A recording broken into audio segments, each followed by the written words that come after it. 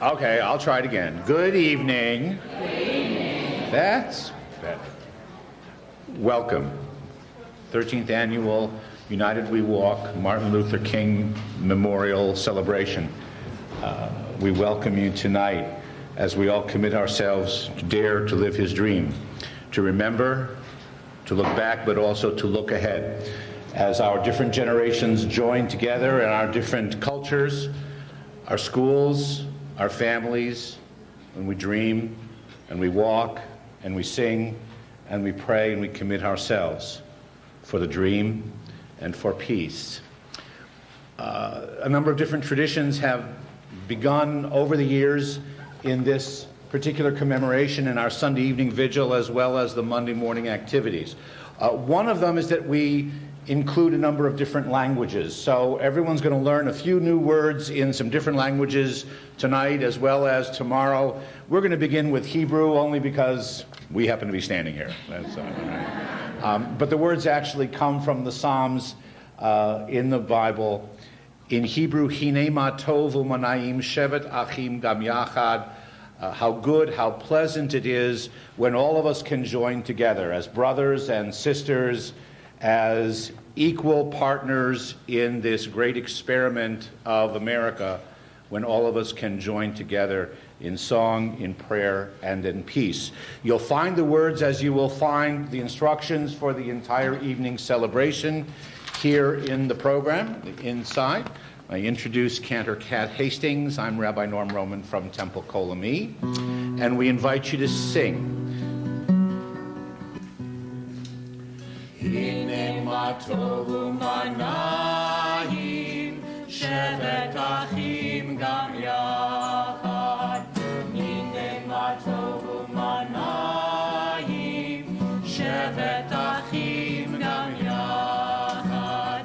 Hine ma tov, shevet achim gam yachad. Hine ma tov, shevet achim gam yachad. Hine ma tov u'manayim, shevet achim gam yachad. Hine ma tov u'manayim, shevet achim gam yachad.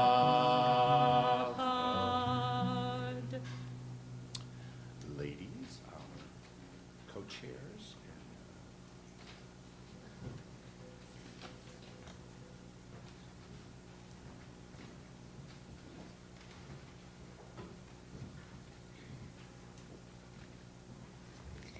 Good evening, everyone, and thank you for attending the Candlelight Vigil here tonight. My name is Becca Portney, and I'm really excited to be one of the student co-chairs for United We Walk again.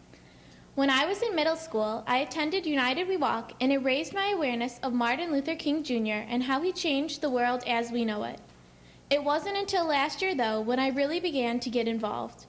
I first got involved through the club SHOCK at the high school, which stands for Students Helping Others Choose Knowledgeably. As I attended more and more of the United We Walk meetings, I realized how lucky our community is to have such a treasured event. Martin Luther King Jr. is truly an inspirational person. His efforts and struggles started the civil rights movement and helped to make our country a better place. Over 40 years ago, Dr. King spoke of how he dreamt of the day when all of God's children, black men and white men, Jews and Gentiles, Protestants and Catholics, would be able to join hands and sing together. Later tonight, when we all rise to sing We Shall Overcome, I cannot help but think of how proud Dr. King would be of our community. I believe that Dr. King would have been proud of this school, West Bloomfield High School, where every day students of different races, religions, and cultures join together to learn. We have a school where so many people of such diverse backgrounds can come together as friends and classmates. Since coming to the high school, I've made so many friends that are of different backgrounds than me, but we have so much to teach and share with each other. This is truly an achievement for our community. Martin Luther King Jr. Day is a day to appreciate a man who changed the world for the better. As we gather here tonight, we acknowledge that together as a community, we will brace any battles in our future. I am so grateful to live in a community where we have such a great appreciation for a remarkable man, Dr. Martin Luther King Jr., and that we can all celebrate together and show the strength of our community.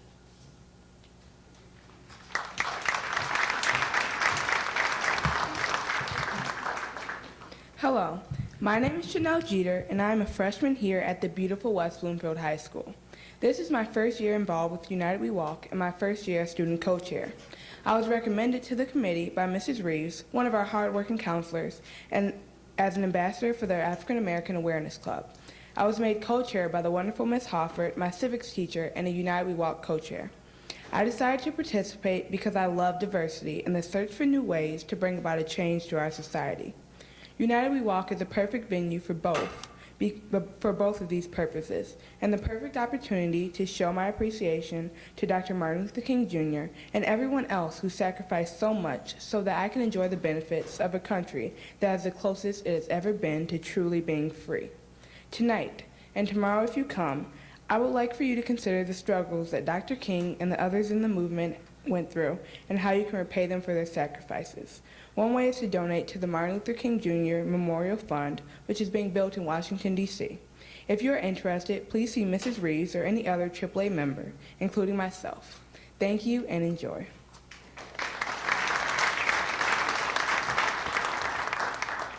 Good evening, everyone. My name is Michelle Boyd, and I'm a junior here at West Bloomfield High School. When I was 6 years old, I came to United We Walk for the first time with my Girl Scout troop. I remember preparing for it for hours, making our little felt banner to carry in the walk for everyone to see that we were Troop 2750. For the next 10 years, I have come to almost every United We Walk event. At first, my mother had to drag me here kicking and screaming. For some reason, I was reluctant to come and walk a mile when it was 10 degrees outside and I could have been sleeping. However, as I matured and over the years, I fell in love with the event. And I became the one who has to drag my mother here every year. I am honored to currently be serving as one of the 3 co-chairs for my 2nd year in a row. Now, once you get over the snow and rain that seems to fall on Martin Luther King Jr. Day every year, it does not take much to love the event. Just the idea of the community, a group of people who may have never even seen each other before, joining together in a celebration of this great man and the legacy he has left. You don't just come to United We Walk.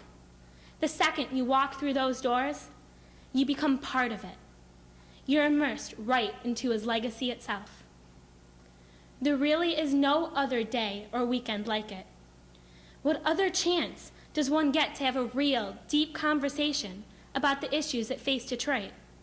Or to join a family of over 1,500 people, even if it is just for one day? A day that people from all different ages, ethnicities, and religions come from around the county to join hand in hand to fight for a difference. Thank you.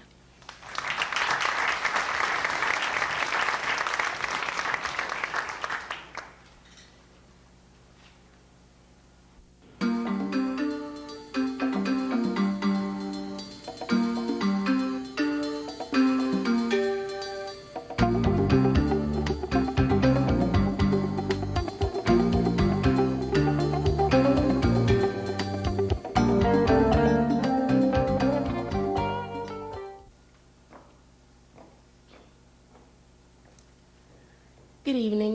My name is Sadea Brownlee, and I'm going to speak to you guys about why I first got involved with United We Walk.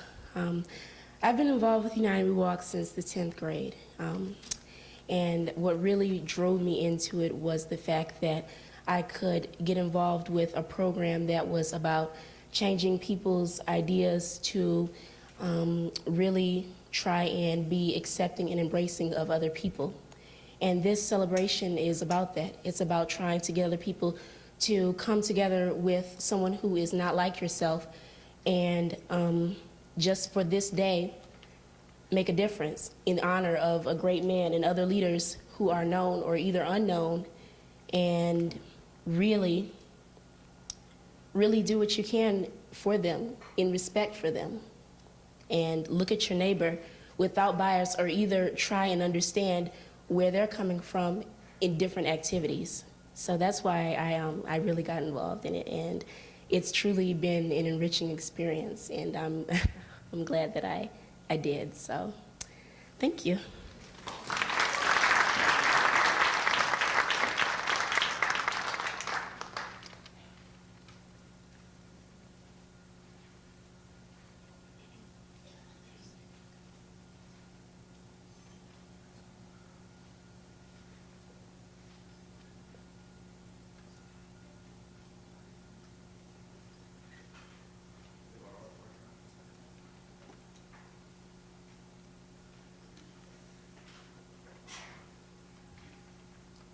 Sorry, folks. My name is Josh Buer. I'm a senior at Allen Park High School. This will be my 5th United We Walk, and I am one of the student oratory contest winners. So good evening, everyone. Almost 43 years ago, Dr. King spoke his infamous words at the Lincoln Memorial, calling for freedom and true equality. Now, at the beginning of the 21st century, it is arguable that America is the closest it has ever been towards accepting its beautifully rich diversity. But is it close enough? Dr. King said 1963 is not an end but a beginning, and in my opinion, we still have a long road ahead of us before Dr. King's glorious dream is fully realized. Granted, the Voting Rights Act of 1964 officially ended de jure segregation and discrimination in this country. Yet these insidious travesties of human nature are still woven into the fabric of our society. In my opinion, this change, this evolution, needs to come from a much more intimate source. To accept one another for what we are as people, we must be able to take this personal initiative ourselves first. I live in a suburb of Detroit, and it is a very ideal place to grow up. Still, there's one very important thing to understand about my community, and that's its racial homogeneity. It's kind of ironic how we're about 20 minutes away from the most culturally vibrant emporium in the country, and yet not one inkling of this diversity is rubbed off on us. But like most of my peers, I was still raised with respect towards all people, regardless of their skin color, nationality, religion, ethnicity. But the fact of the matter was that I simply wasn't exposed to people that were much different than myself. And of course, it's easy to be accepting and tolerant towards other kinds of people when you're never exposed to them. But one of the most harmful effects this brandished was that it encouraged ignorance. However, I began to become involved with my school's diversity club, and I'd come to functions like United We Walk that celebrate diversity, and I would literally be blown away. This participation was extremely enriching, and I felt like I grew so much from these experiences.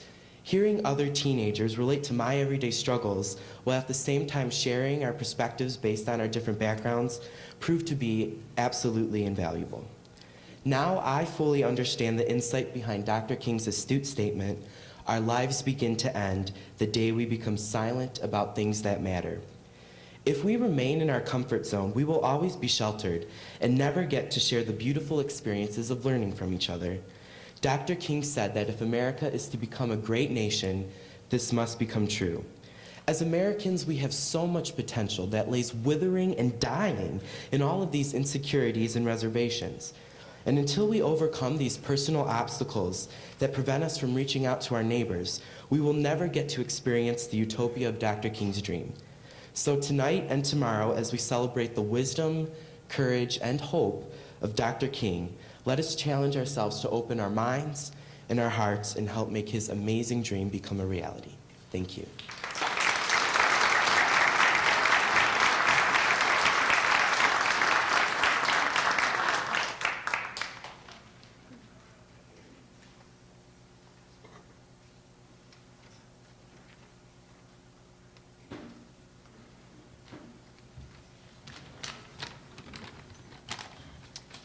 Good evening. I'm Max Stern. I'm Ben Jarek. And we're the other contest winners. From West Bloomfield High School. There you go. There you go.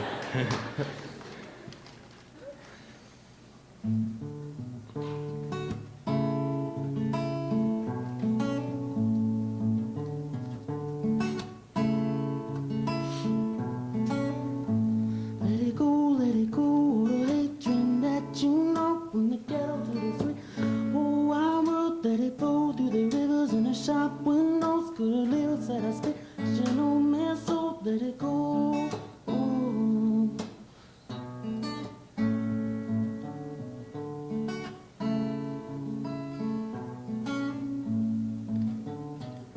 I wish we lived in a society where a man was based on a shadow, not by the color of our skin, but by what we know. 'Cause in today's world, we still fearing these problems on the streets. But if you will it and you can feel it, then it is no dream. I wish we could respect one another and cherish the presence of each other. 'Cause the only chance of survival that we have is if we learn to love one another. If we keep moving towards that open door, we could finally reach that lifestyle he was hoping for. A man once told me he walked in the Million Man March, how he was honored to stand beside a man who was a true history mark. MLK, the initials of an originator, guiding us to the light like a peace instigator. He was trying to give a second chance, trying to clean the mess. And what did he receive but a slug to the chest? So in time his dream can become reality, when the color of our skin doesn't place us in society. And if we keep our minds from falling astray, then maybe we can fulfill his dream and we can sing Oh Happy Day.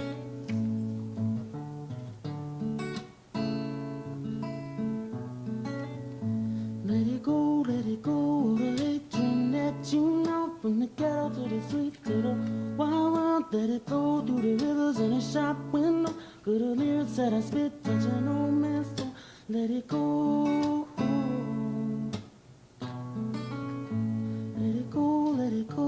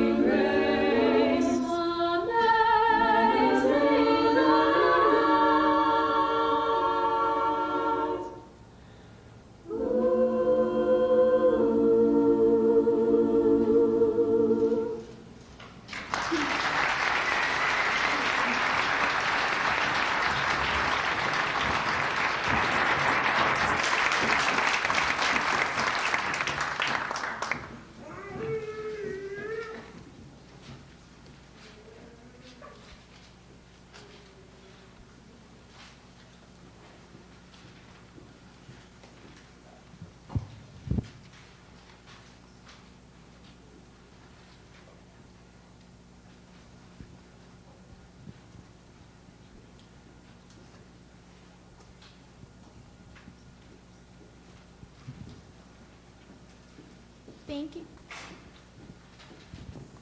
Thank you. Thank you, Josh, Max, and Ben, for your speech and songs. Thank you also to Laker Express for that beautiful rendition of Amazing Grace. We would like to take this chance to introduce our Wall of Honor. We started this tradition 4 years ago with the induction of the first 10 members at our first Candlelight Vigil. Since then, we have added 1 member each year to the Wall of Honor. This year, we have chosen to induct 2 members, and they will be introduced after we give a short summary of each of the current inductees. Dr. Martin Luther King Jr. I have a dream that my 4 little children will one day live in a nation where they will not be judged by the color of their skin, but by the content of their character. Dr. Martin Luther King Jr., a Nobel Prize winner, was one of the primary leaders of the American Civil Rights Movement. Throughout his life, he was a strong advocate of nonviolent protest for racial equality. He worked toward building a world in which segregation and racial injustice would not exist. The 14th Dalai Lama, quote, "At best we should try to help others, and if we cannot help them, at least we should do them no harm." The 14th Dalai Lama is a figure of inspiration around the world. In 1989, he received the Nobel Peace Prize for leading the nonviolent opposition to the Chinese rule in Tibet. He continues to promote love, peace, equality, and unity internationally. President Jimmy Carter from the United States, Prime Minister Menachem Begin from Israel, and President Anwar al-Sadat from Egypt created a framework for peace called Camp David Accords in the Middle East during the late 1970s. The Camp David Accords promoted a revolutionary step toward peace between Egypt and Israel. As a result of their achievement of peace, Prime Minister Begin and President Sadat received the Nobel Peace Prize in 1978. Abraham Lincoln, the 16th President of the United States, issued the Emancipation Proclamation, a resolution to free all slaves. President Lincoln was the first president in American history to speak out against the injustice of slavery. As a result of dedication, the 13th Amendment to the U.S. Constitution, which abolished slavery, was ratified. Mahatma K. Gandhi. Nonviolence is the greatest force at the disposal of mankind. It is mightier than the mightiest weapon of destruction devised by the ingenuity of men. Mahatma K. Gandhi was an Indian nationalist leader who established the freedom of India through satyagraha, which means truth and firmness, a term he used to describe passive resistance and civil disobedience. He lived a spiritual life and with ascetic life of prayer. He used fasting and meditation to symbolize his commitment to a free and equal Indian people. Gandhi has become an international symbol and a role model for peace and freedom throughout the world. Thurgood Marshall, a child born to a black mother in a state like Mississippi, has exacted the same rights as a white boy born to the wealthiest family in the United States. It's not true, but I challenge anyone to say it is not a goal worth working for. Thurgood Marshall was an American civil rights lawyer and the first black justice of the Supreme Court of the United States. His advocacy for the rights of minorities and the poor laid the groundwork for the civil rights movements of the 1950s and the 1960s. Among his most noted case was Brown v. Board of Education of Topeka in 1954, where Marshall persuaded the court to unanimously declare segregation in public schools unconstitutional. Lyndon Baines Johnson.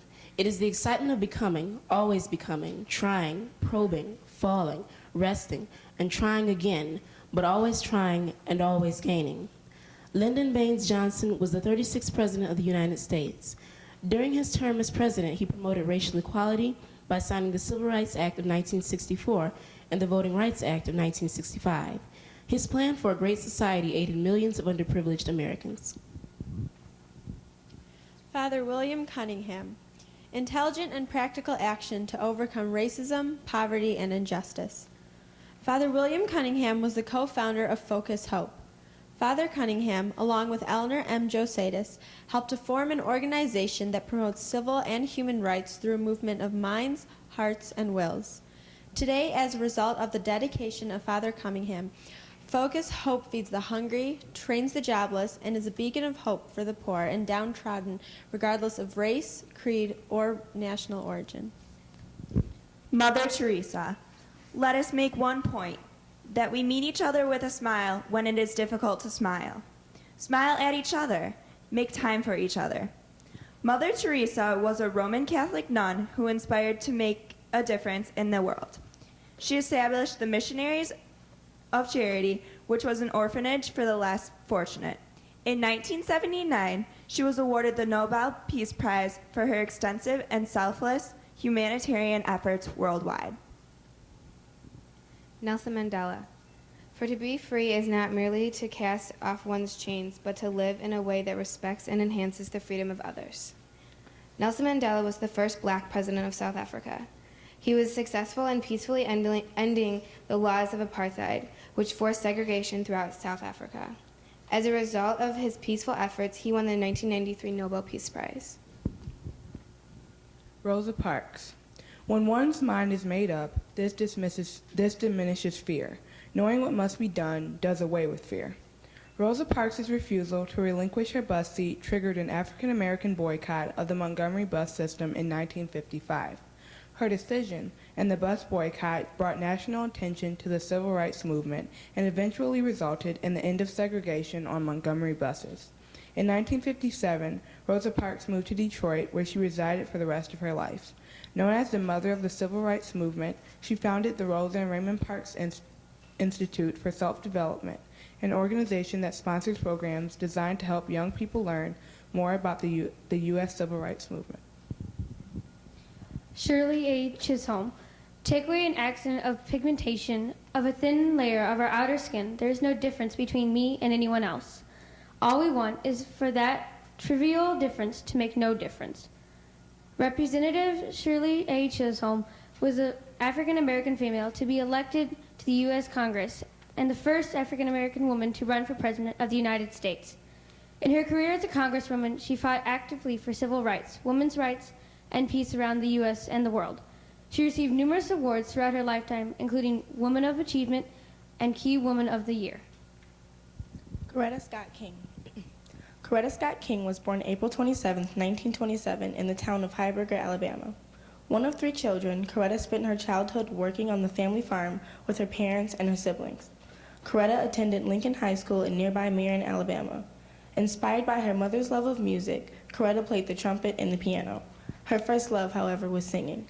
She often sang at school recitals, and after graduating from Lincoln in 1945 and Antioch College in Ohio in 1951, Coretta decided to pursue a career as a professional singer. She was accepted by the New England Conservatory of Music in Boston. While studying at the conservatory, Coretta met Martin Luther King Jr., a student in Boston at the time. The two were married in 1953. After graduation, Coretta moved with Dr. King to Montgomery, Alabama, where Dr. King began his work as a minister. Passionately committed to the cause of civil rights, Coretta stood beside Dr. King, walking in marches, traveling abroad, and giving speeches. As their family grew with the arrival of children Yolanda, Martin III, Dexter, and Bernice, Coretta still dedicated time to important causes. In 1962, on behalf of the Women's Strike for Peace, Coretta was a delegate to the Disarmament Conference in Geneva. Just days after Dr. King's death in 1968, Coretta led a march of 50,000 people through the streets of Memphis. Later that year, Coretta took Dr. King's place in the Poor People's March in Washington. In later years, Coretta created the Martin Luther King Jr. Center for Nonviolent Social Change in Atlanta, Georgia. Coretta Scott King passed away on January 30th, 2006. Her life and her work will forever be a testament to the cause of peace, social justice, and the struggle for civil rights. We welcome her as one of our newest members of the Wall of Honor.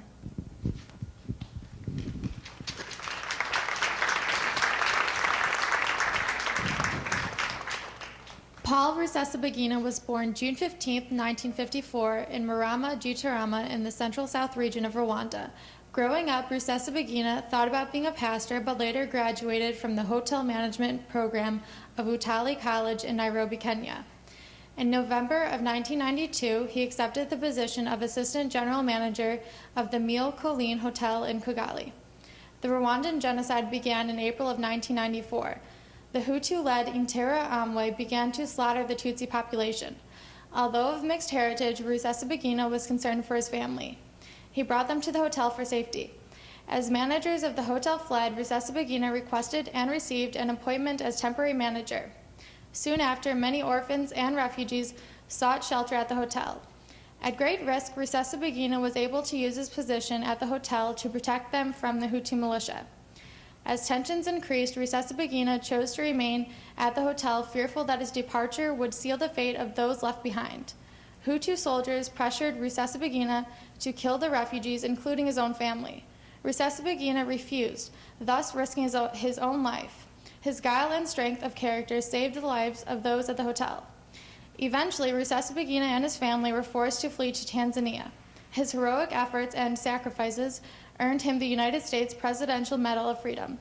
We welcome him as one of our newest members to the Wall of Honor.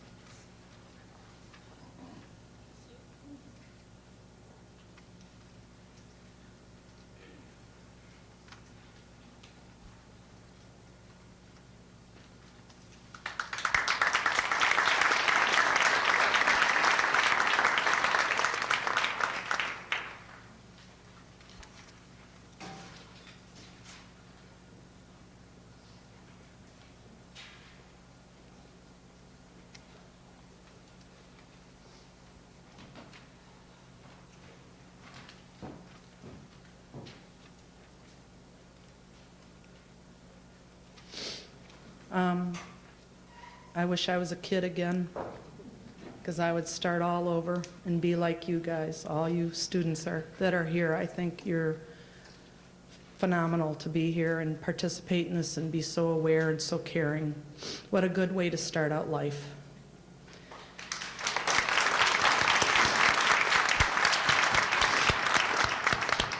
I'm very moved by everything you've said and everything you've done today.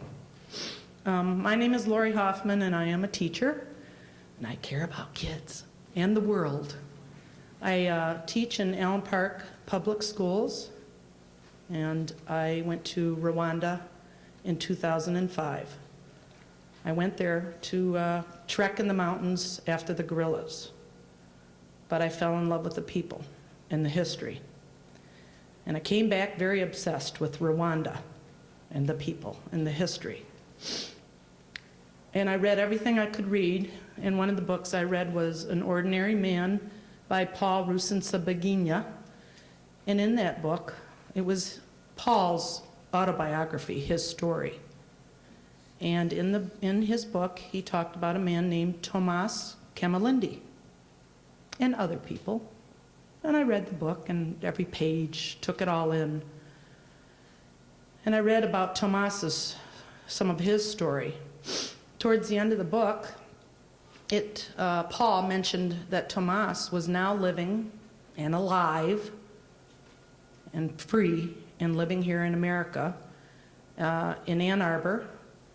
And Thomas came over here on a scholarship and studied in Ann Arbor at U of M at the Knight Wallace House. Thomas is a journalist, radio of Rwanda. When he was in high school, he was a drama student. He was good. He told me that.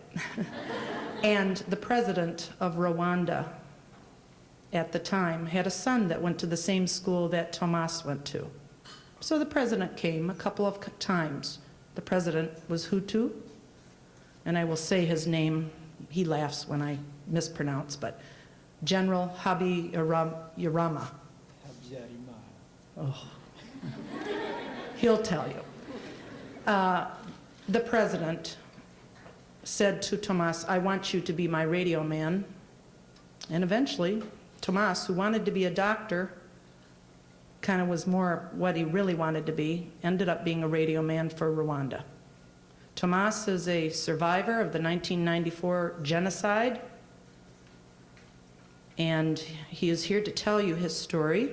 He is a friend of Paul, and I'm sure Tomas will be on his computer as soon as he can, or his telephone, and probably call Paul and tell him about the honor that you have bestowed upon Paul tonight.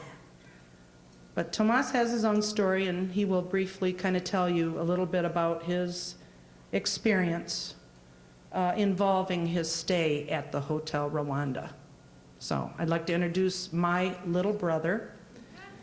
I've given him that label. He's my little brother, but you know what? He is a big man, and I'm very proud of him. Tomas Kamilindi.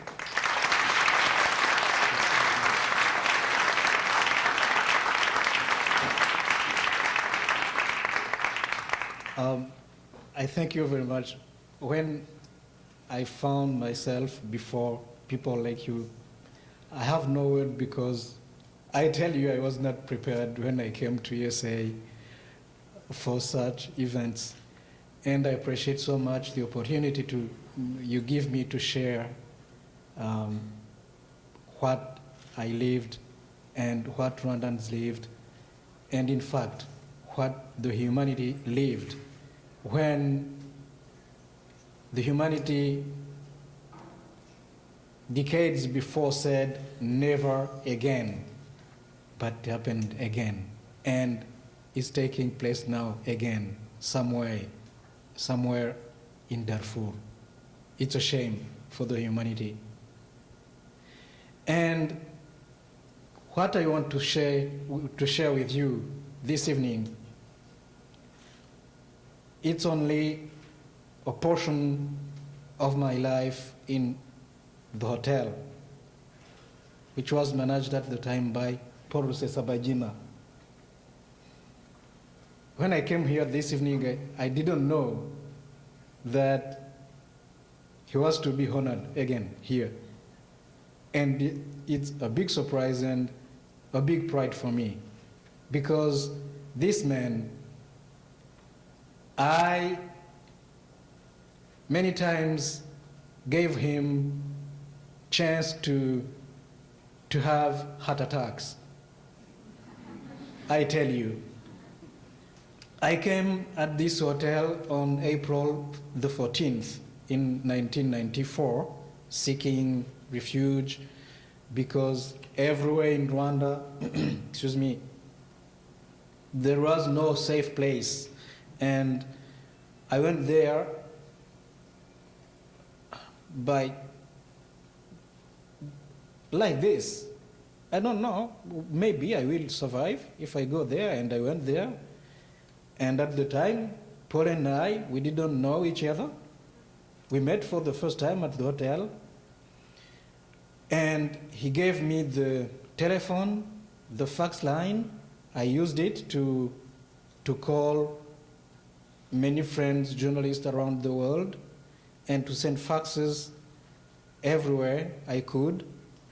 And later I was joined by many other people, for example, human rights defenders who were refugees themselves, and we tried to use the telephone to call and to sensitize the world on what was going on.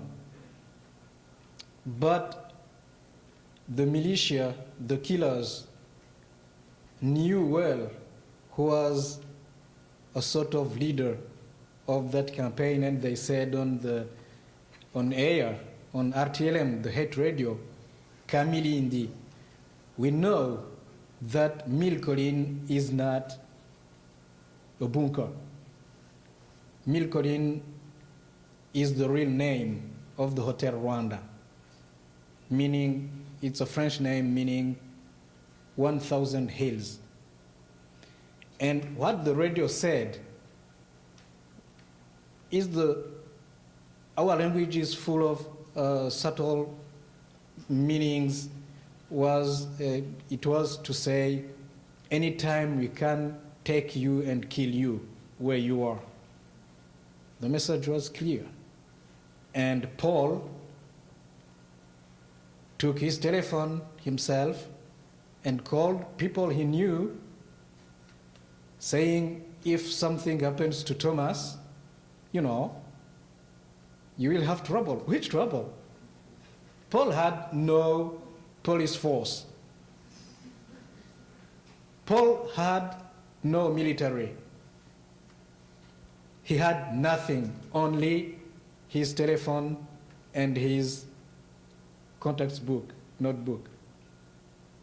Among the high officials in Rwanda, among the high officials in UN, at the time UN was represented by General Dallaire, the Canadian commander of the UN peacekeepers. And in Belgium, because his company made a lot, calling France, who was the most powerful nation behind the Hutu government, which was killing people with its militia and so on, hate radio and so on and so on. He did that. And he did more for me, because on exactly April the 26th, I spoke now with my voice on air through Radio France Internationale, and Radio France Internationale was a French radio, international radio, and other Africans' radio, Radio Burundi, Radio Cameroon. I don't know exactly how many radios used my voice. And I said, because it was really, I said, I have to say something with my voice, because maybe it can create something. I am not a hero, but I was well known in Rwanda because the radio has a big power in Rwanda, and I was a radio man, and I tell you, it's not to lie. I was very, very famous. So I said many, I don't know, thousands and thousands innocent people have been killed and are still killed now. We have mass graves everywhere in Rwanda, and they are killed only because they are Tutsis. And nobody is intervening to stop that. And we are in Hotel de Mille Collines with any protection. We have no food. We drink the water from the swimming pool. The soldiers, almost 12 who were supposed to protect us at the hotel, are going to pee in the water, are washing their clothes in the water, but we drink it without boiling it. And we are still alive. And nobody of us is sick. We are still alive. We don't die. Nobody is helping us to have some food. I told that. When my voice was aired, the decision was made by the military to bomb the hotel. Paul knew it. He took the telephone and called his boss in Brussels saying, "We are finished." His boss asked him, "What can we do?" And Paul said, "Please call France. Call France's leaders and tell them, because they are France is alone to stop what can be done. Tell them to do something." And they did it. The hotel was saved. But the military sent killers to me. One of the killers, was a friend of mine from our childhood. And when he came, he called me and said, "I cannot kill you. I cannot. It's unbelievable, I cannot. But I tell you, you are condemned forever. You have no chance." And Paul said, Thomas, you will never leave this hotel. You will stay, whatever it can happen. Because when I understood that, I decided to go out of the hotel and maybe to be killed forever. I wanted to finish that pressure, fear, to live with that every day. It's very hard. When the night comes, you don't know if you will see the daylight. When the daylight comes, you don't know if you will see the night. It's very, very hard. So I decided to finish with that. And I don't know how Paul knew it, learned it. He came to see me and said, you will never leave this hotel. You stay here. It's an order. And I told him, come on. We are not in military. Order, what is this? And he took me in his room, kind of to see me, to have me under his eyes, and to help me to not do bad things. So, and he called the commander of the army. In the movie, you see him, a big man with stars on his shoulders, General Bizimungu. He gave him stuff, wines, champagne, cartons of stuff, supplies, and said, please save Thomas. And I have been saved only because of Rusesabagina, only because he could talk, he could negotiate with people. And I appreciated this, again, what is happening to him. I will tell him. I have been a witness this evening. As I was a witness in 2005 when he was awarded by the University of Michigan, Wallenberg Foundation, which said, one man can make a difference. We can make a difference. Who we are, all of us, we can make a difference. A small action can make a difference. Paul Rusesabagina did it.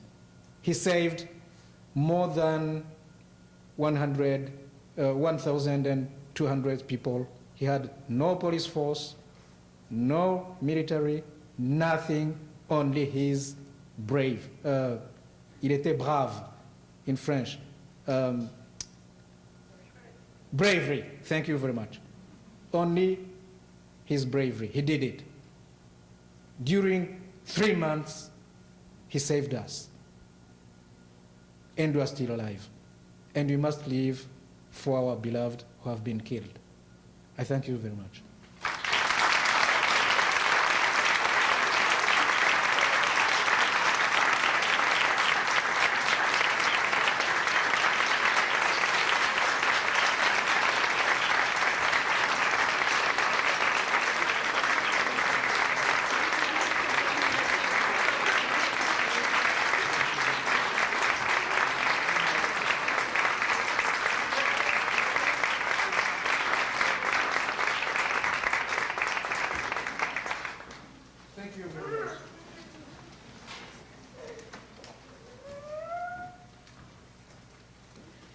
Lift every voice and sing.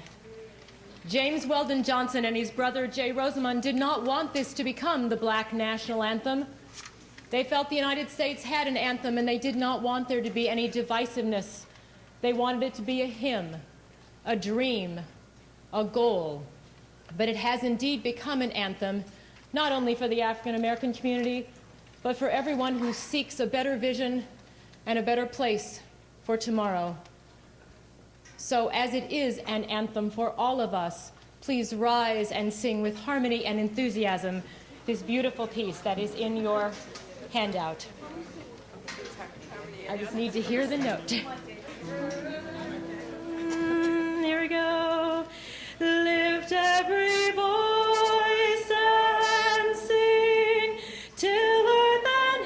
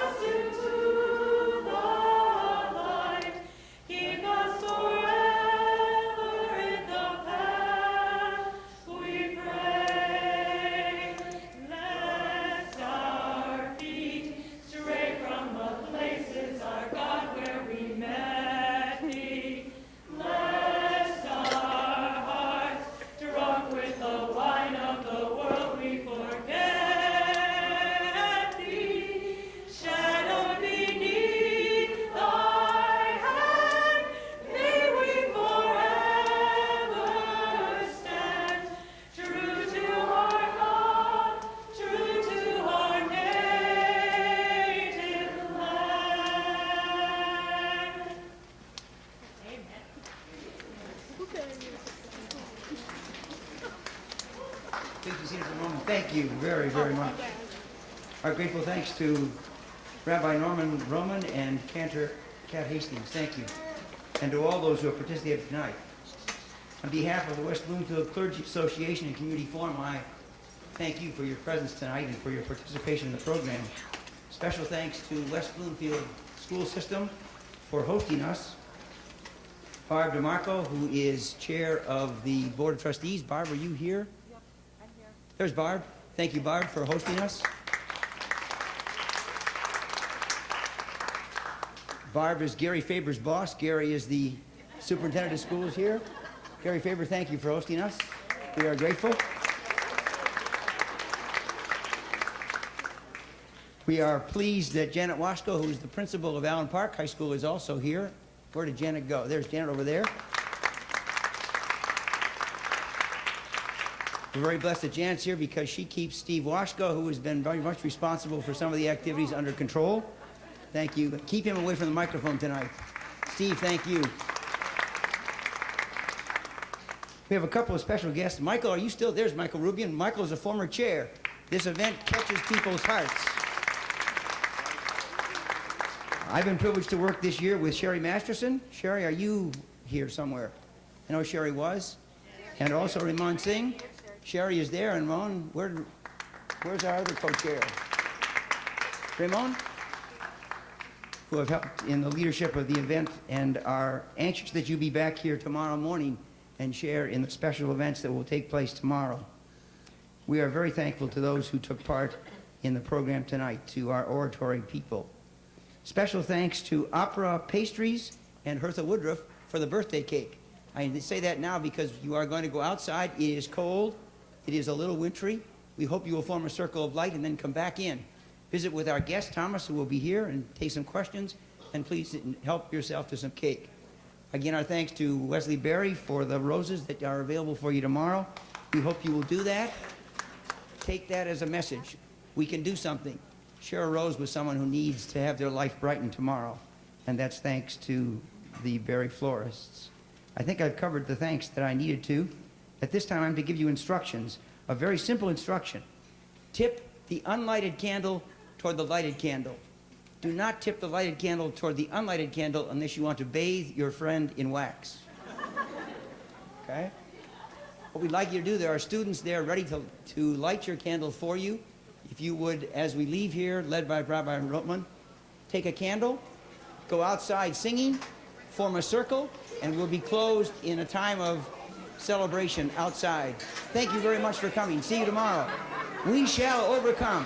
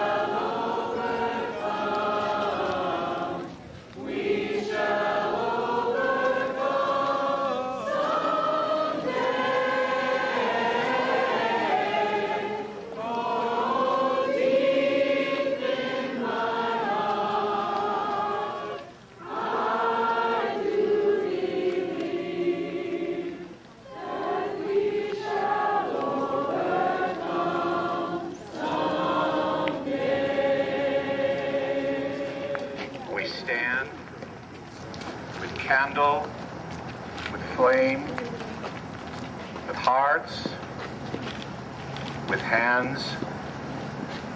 We stand as one with dreams yet to be fulfilled.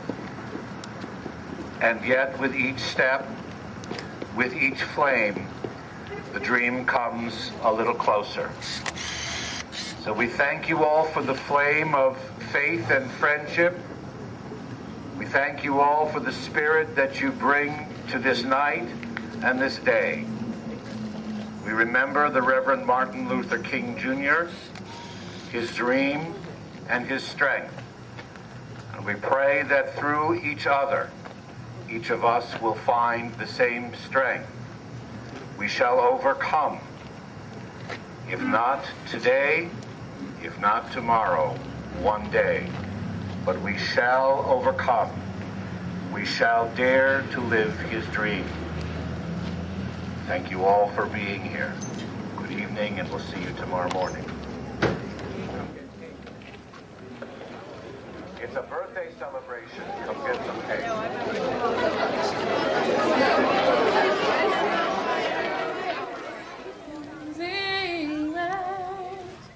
How sweet the sound that saved